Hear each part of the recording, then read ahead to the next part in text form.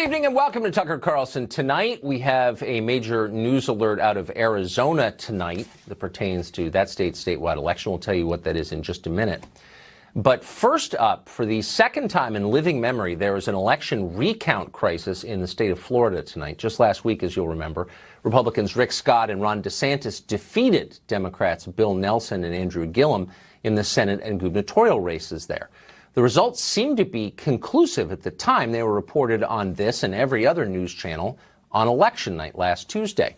And yet just 6 days later, it is very possible that both those Democrats will win the seats, the ones that just the other day they had lost. How did that happen exactly? Well, thousands of new and uncounted ballots appeared in Florida, mostly in Democratic-leaning counties. And those ballots changed the results sufficiently to trigger a statewide recount. That recount is underway right now. The process so far is not inspiring confidence in the system. President Trump has complained about it, as have plenty of other people, including some journalists and Senator Marco Rubio of Florida.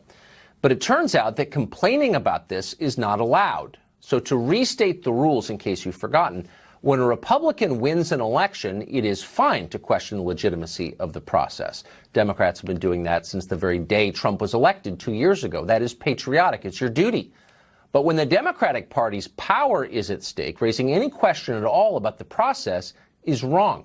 Indeed, it's nothing less than the road to dictatorship. Watch. He's basically trying to undermine at every turn. It's not just Florida. He weighed in on Arizona. He's weighed in on other races. He's undermining the legitimacy of elections. Where he doesn't like the results. Where he doesn't like the results. And that is a hallmark of a failing democracy, of someone moving towards an authoritarian. He's authoritarian, scream the authoritarians. Meanwhile, defending the results of elections that have already been called is now the same as overturning elections. Listen to incoming House Speaker Nancy Pelosi explain how this works. The president has been saying that there's election fraud in Florida. What do you think is happening in Broward County? My experience with the president is any time he charges somebody with something, he's just projecting what he might have done himself. We are not engaged. Election fraud? Well, obstruction, suppression of the vote. Suppression. Nancy Pelosi did not use that word accidentally. The term is meant to evoke images of a darker time in American history, a time of night riders and burning crosses, a time very few living Americans remember personally, but that lives in our collective memory. This kind of talk can be politically useful. That's why they do it. That's why it's a theme on the left, in case you haven't noticed. In Broward County, for example, ballot counting is overseen by a woman called Brenda Snipes. Snipes was previously caught illegally destroying ballots. This time around, she's apparently mixed invalid provisional ballots with valid ones. That sounds bad. But don't dare criticize Snipes for the way she does her job. According to MSNBC, the only relevant fact about Brenda Snipes is the color of her skin. Watch. Here is the way they are treating Brenda Snipes, who is the longtime election supervisor there, who, by the way, is an older black woman in the Deep South. Okay, just keep that in mind as you watch this video.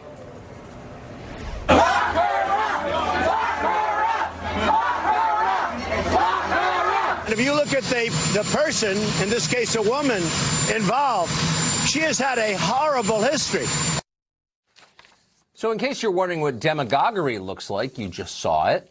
But why now? Why are they doing this now? Democrats are acting like they've been robbed of power somehow. And yet in elections just last week that all of us saw, Democrats gained power. They retook the House of Representatives after 8 years. They added several governorships. They nearly broke even in the Senate. That was not enough, though. They want more, and they will use any means necessary to get it.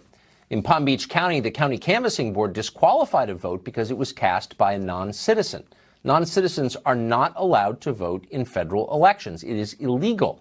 It also never happens in this country, ever. We're told that again and again, and anyone who disagrees is racist. But in this case, it actually did happen. Nobody disputes that. The Democrats' response to this happening? Attorneys for Gillum and Nelson said the vote should not be disqualified. They objected to the disqualification because the only thing that matters to them in the end is winning. It's easy to find yourself thinking like this if you believe politics is holy war. To a religious extremist, an election is not a contest between fellow Americans who disagree on policy. It's an existential battle between good and evil. Evil must be vanquished at all costs, no matter what. Kirsten Gillibrand has reached this conclusion. Now, Senator Gillibrand is not an obvious candidate for America's leading moral voice. She was a longtime friend and defender of Harvey Weinstein's, for example. But listen to her now, preaching like it's the last Sunday in Lent. Are you staying in the Senate, or are you going to run for president? I've been thinking about it because, as we said earlier, what President Trump has been putting into this country is so disturbing, so divisive, so dark, that I believe that I've been called to fight as hard as I possibly can to restore that moral integrity, that moral decency. That sounds like a yes. So I'm thinking about it. Moral integrity, moral decency. That's what Democrats are telling you they are defending.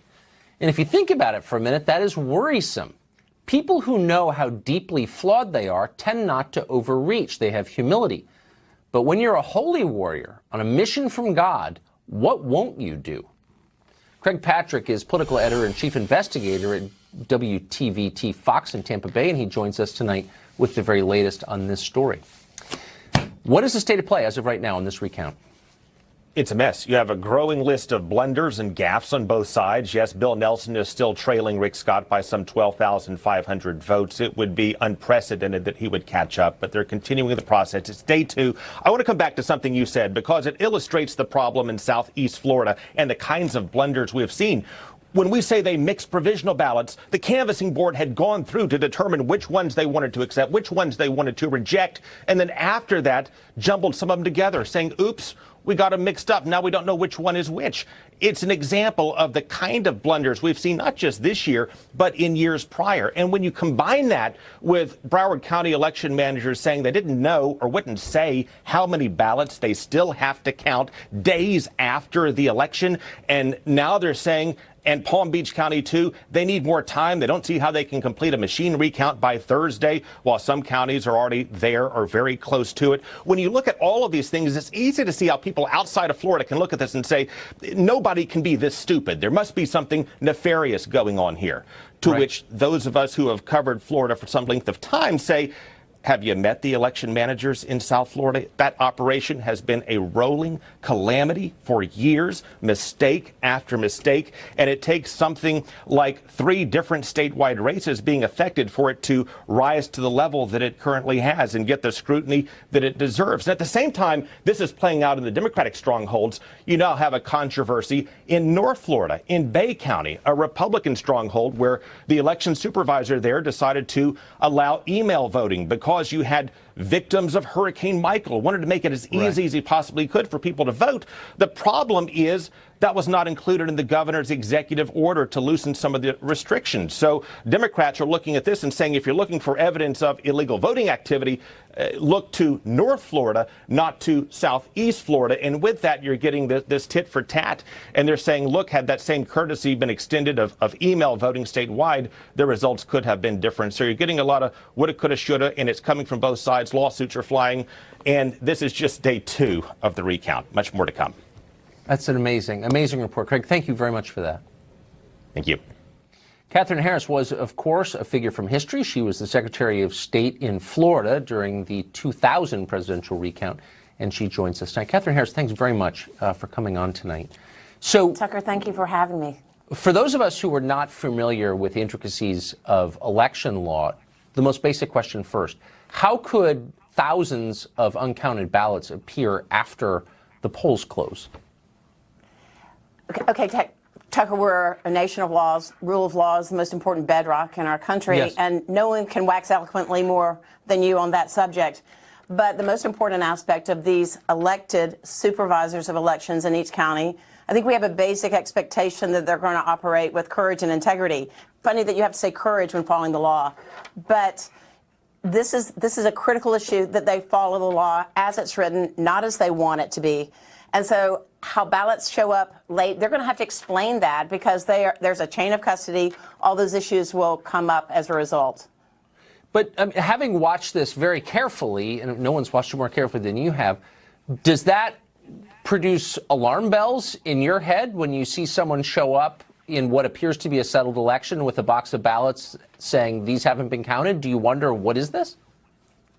Of course you do. Of course you do. And that all is supposed to be recorded, documented. There were supposed to be updates during the course of the election and certainly afterwards that Palm Beach and Broward have failed to perform. So what's going to happen is there are laws that must be followed.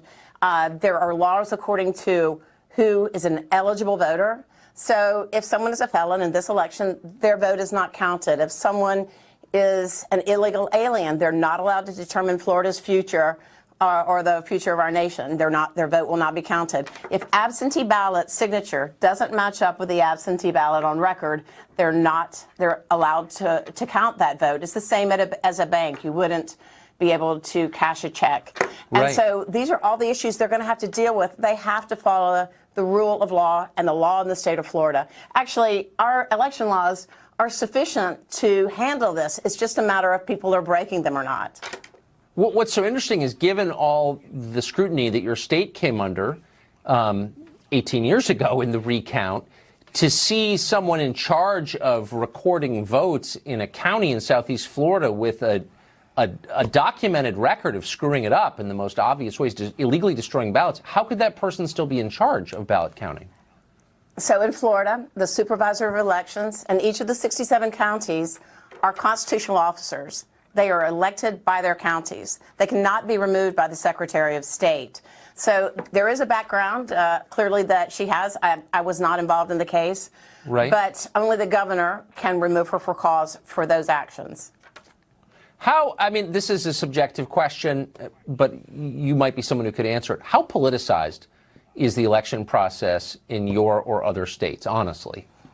So honestly, as Secretary of State, when I was there, you have the media, you have your different parties that are so active, but the Office of Secretary of State in Division of Elections was not politicized. In fact, we shut it down. Republican operatives or Democrats could not come in. We met with the heads of both party initially, and then we actually hired a Democrat constitutional lawyer to come in and advise our attorneys in-house to make sure that we were following the letter of the law. We made certain that the process was going to follow the law. That was our only safe harbor.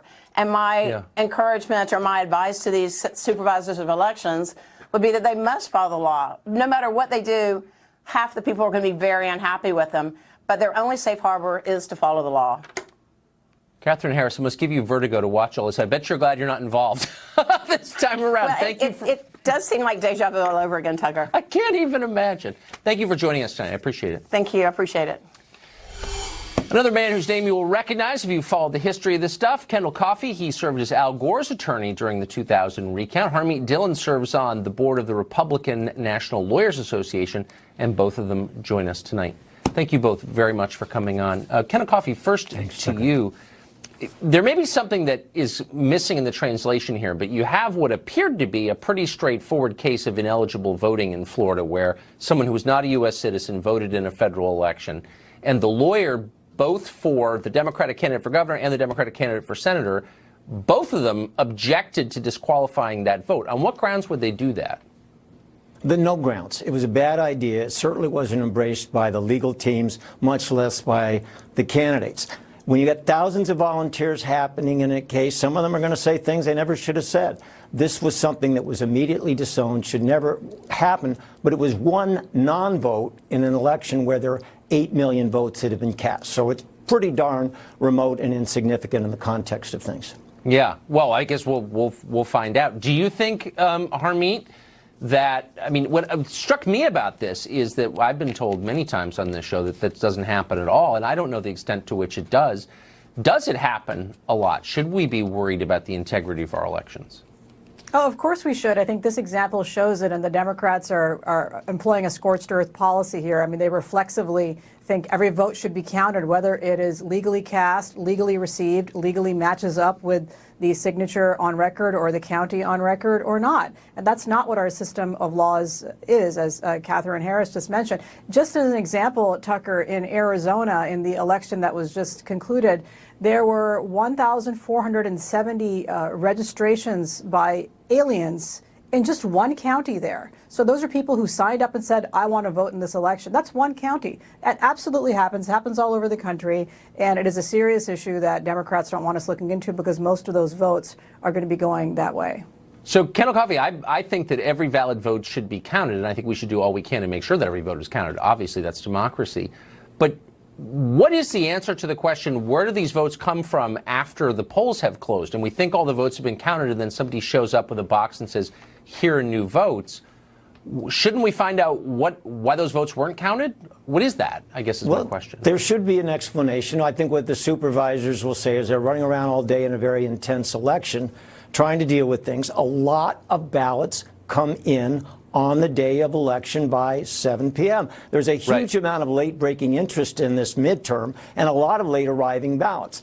Could it have been handled? Should it have been handled better in terms of informing the public about the status of votes? Absolutely. But the reality is that Broward got their votes in on time Saturday. We have a recount process that was created by Republican legislators, rules for recounting that are very well specifically drawn by Republican administrations, and a state supervisor of election and secretary of state that have been Republican appointees for the last 20 years. And yes, they've been paying attention to Brenda Snipes and every part of this election.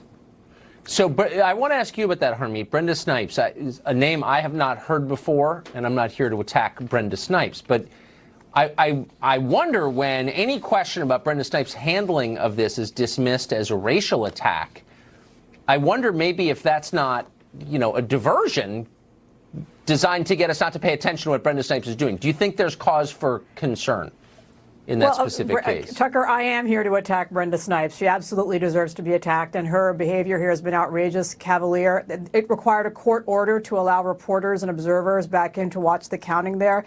Contrary to what Kendall just said, they actually did try to count ballots after Saturday noon deadline, so they have attempted to do that. They have mixed in ballots. They have been observed filling in circles in her county of undercount ballots as well. So I think her behavior is outrageous. I'm wondering why, given this repeated pattern of conduct, the United States Department of Justice, Civil Rights Division, Election Section has not opened up an investigation into this. I mean, this is a repeated pattern of behavior there.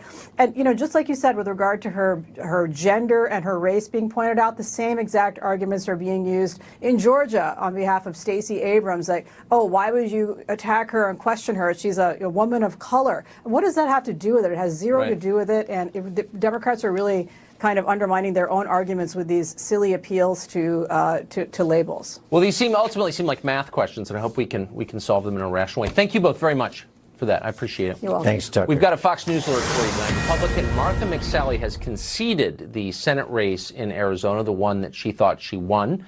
The new senator from that state will be Kyrsten Sinema. McSally led on election night, but a surge of late-counted votes carried Sinema to the lead. Independent Women's Voice senior fellow Lisa Booth has been following this race since its earliest stages and joins us tonight to explain exactly what happened. Lisa Booth, what exactly, if you could bottom line what happened in this election that Martha McSally and everyone watching thought she won, but now she just conceded she's not going to be the new senator, what happened? Right, and as you mentioned, the Associated Press has called the race. She has conceded.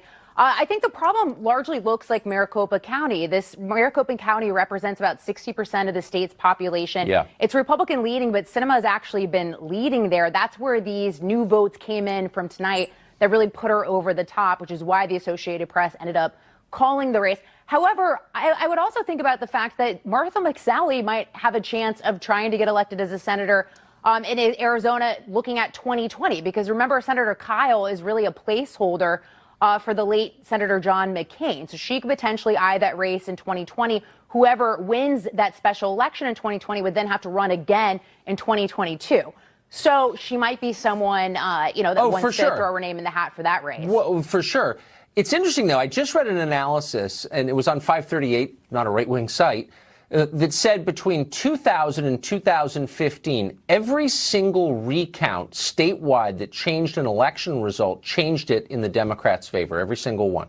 So that doesn't prove anything, but you got to ask the obvious question. And the obvious question in this case is, Martha McSally is satisfied that this process was fair?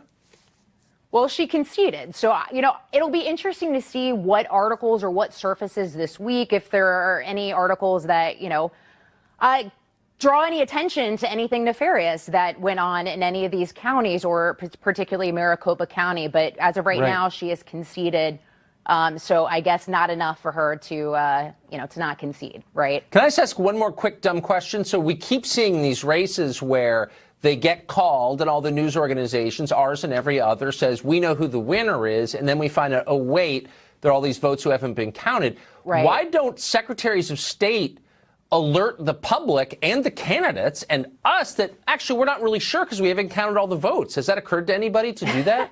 That's a good point, Tucker. And we've also got that going on in Georgia right now because that race still hasn't been called. We should know more information tomorrow. Tomorrow, the deadline is 5 p.m. for counties to certify the results and get those to the Secretary of State. However, Stacey Abrams has, 2 lawsuits pending, one trying to move that deadline to Wednesday, and she's also trying to get absentee ballots that have been thrown out counted. So we are on that. We will see you again, Lisa Booth. Okay, thank you, Tucker. Have a great night. Hillary Clinton could run for president in 2020. One of her former close advisors is saying that. Mark Stein joins us after the break. Tell us what that might mean. Stay tuned.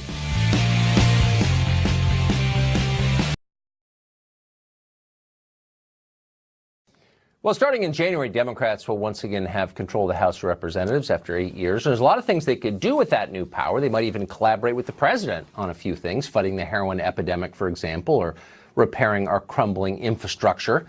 But for incoming Intel Committee Chairman Adam Schiff, there is another priority, helping powerful tech companies, to which he is totally beholden.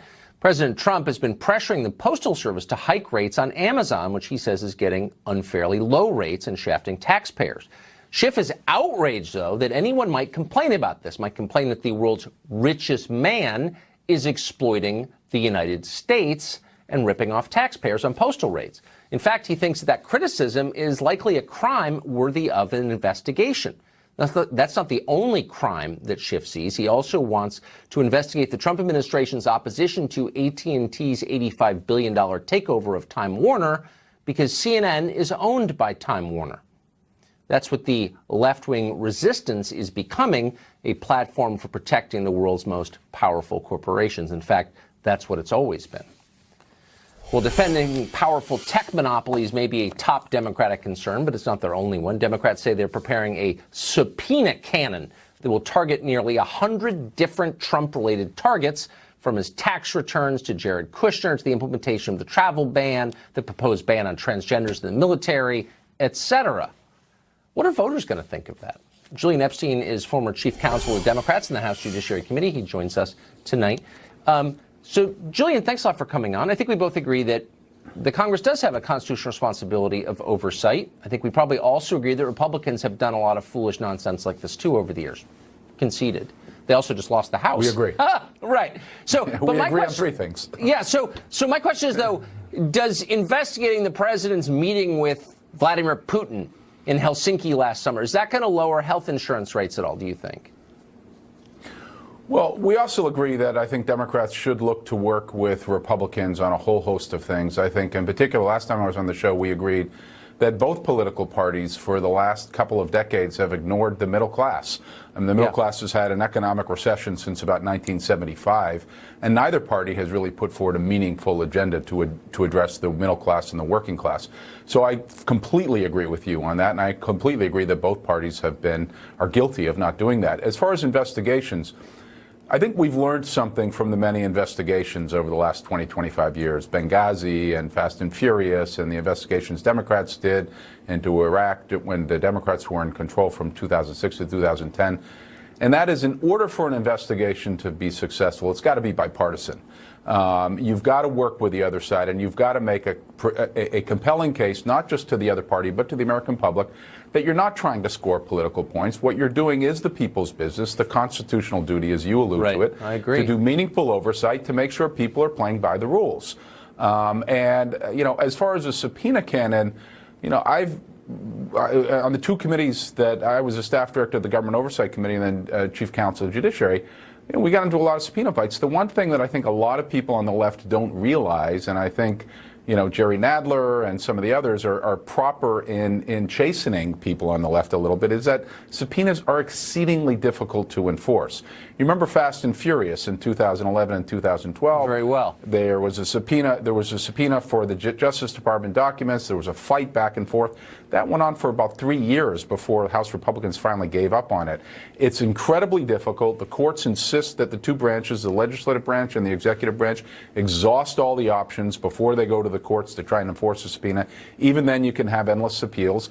And the executive branch can run the clock. And that's all the more important that if the Democratic investigations are going to be effective, they are, one, going to have to appeal to the sense of kind of civic duty on part of Republicans to play a meaningful role and make the case to the public that this is not about scoring points against Trump. This is not about trying to win the election in 2020.